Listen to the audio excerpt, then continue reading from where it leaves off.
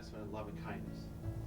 So our mission is to bring hope and make a difference, assisting in improving quality of life where there is need by making an investment in love and kindness. So when we talk about poor, we're not necessarily only talking about those that don't have money. And it really doesn't have that much to do with who has money or not, but who has hope. Because all of us that are here has hope, and you've seen why. You know, week after week, you know, we're growing and people are coming back because of that hope.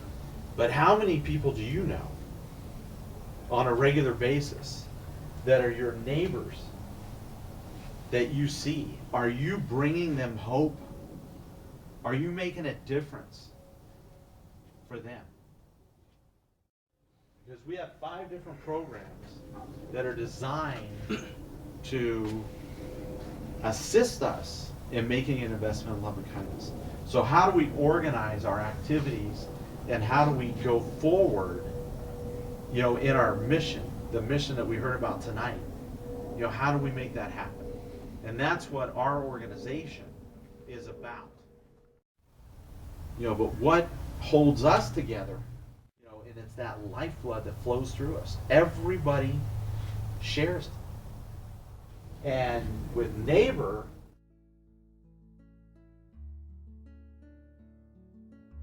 it could be somebody on your street that nobody pays attention to that just needs help.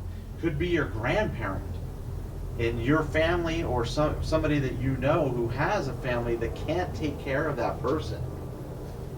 If we don't know a resource for it, we will be the resource to take care of.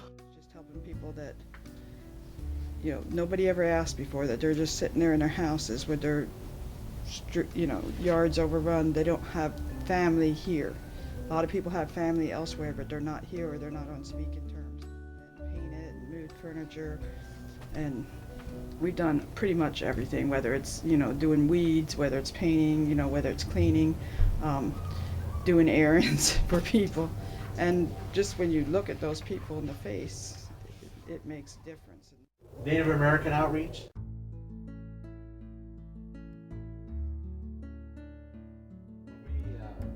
You know, we're adopting kids for Christmas when we go out and work in Indian country, where a lot of those people, and if any of you have family in Mexico, you know that there's people in the world that live sometimes without power and running water, with dirt floors.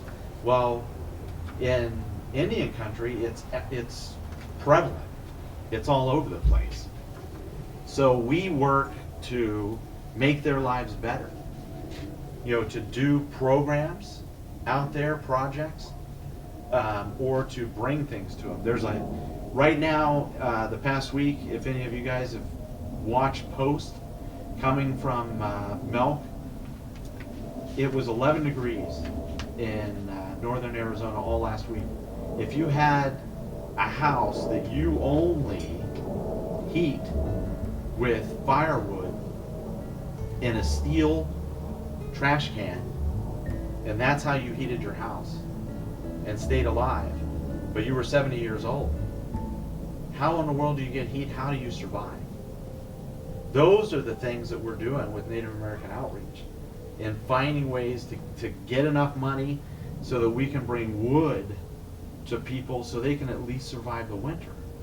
You know, to be able to go up there and help them with roofing and things like that. They don't have stores close by. You got to drive 100 and some miles just to get to a store, and then do you have the money to pay for, you know, roofing and minor maintenance and things like that? And if you're widowed or sick, who's going to do the work, you know, for you? Prayer in a Bear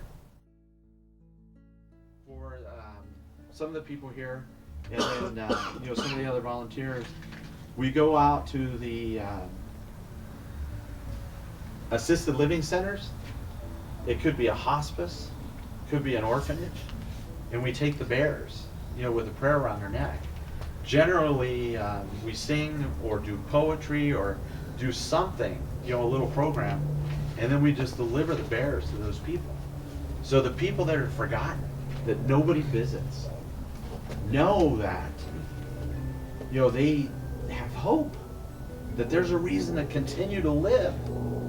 How many of us in our youth can feel insignificant and unimportant? But imagine when you have problems getting around, especially when you become elderly, and can't even help yourself. Who's making an investment in love and kindness to help you? That's what we do with prayer.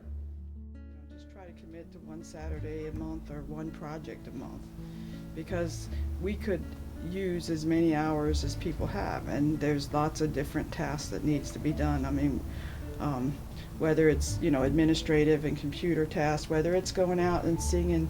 I mean, just you make people's month by going out and spending an hour in one of those retirement centers, just that somebody came out to visit them and took the time to give them something. But I don't know, but I've been on a few of those with the psych annex and things like that, and it's amazing. Christmas Eve this year out to the psych annex. And we would like to do more of those. So far we've only done them at Christmas, but if we knew we had people that was willing to take an hour or 2 hours on a Saturday or a Sunday or a weekday even, and put it together and come out and play, sing a song, or like I said, just sit and visit, with the people. That's what it's all about. It's just making people's day better as you come across them. M.I.L.K Mentors. This is a form under Sacred Ministries, which is a program under M.I.L.K. Base, Brothers and Sisters Evangelizing, that's who we are. We meet once a week, the cohort on Mondays, and that's what we're doing, is reaching out to one another and bringing hope and reminding people what it is to truly be alive. What is the truth? Why were we created? To bring love. But M.I.L.K Mentors is similar to Base, but to reach out to anybody and everybody. So if there's people who are intimidated by faith, we could just be a big brother or sister to them. And there's organizations that do things like that. But how many people do we know, just in downtown Chandler, for example, that are too cool for school, or not even in school, so they don't go to any of the places that are set up like YMCA or Boys and Girls Club or ICANN, that's down there. And they're running around in parks, they're running around on the street, they're getting into gangs, because there's nobody to mentor them. There's nobody to show them hope and care. We can be that to those people. That's where we're writing looking for funding in the bigger proposals to do economic development, so that people who aren't in high school, we have coalitions that they can get their GEDs through programs and then learn how to own and operate businesses and have a future. Realize that there's hope, and know that though their family may not be there for them, there's a bigger family for them. And that's what we're all about, is to make that investment. The mentor program allows us really to spend the time to develop and leadership qualities in people, and give them a way to make a living, and that they'll turn around and be a better citizen for the community themselves, that they are taking care of themselves and their families and reaching out to others that may need help, just like they did at one time. And then Sacred Ministries, as we expand in our outreach, to do more things like what we're doing, with more youth, with more adults all across the valley, and really anywhere that we would be invited or want to go. to do. But everything that we do is through sacrifice, adoration, Christ, reverence, evangelization, and discernment. So if you use those principles in your life, you can't go wrong. Grassroots. That means that there was nothing, except dirt. Somebody planted seeds, and something good grew up out of it. Well, that's our job now. You're the good growing up, but are we planting the seeds so that our grassroots effort grows and grows and grows? All of you and the people who are missing to help. When there's a project that comes up and we need volunteers for, that's what we need you guys available to do. If you run into people that need help, letting us know. You don't have a reason to ignore a situation anymore, because call us so that we can figure out how to take care of it. Nobody should have to suffer. We're really looking for you guys to help with your time. Because you carry love within you. And do we walk by those people who are hurting? Or are we investing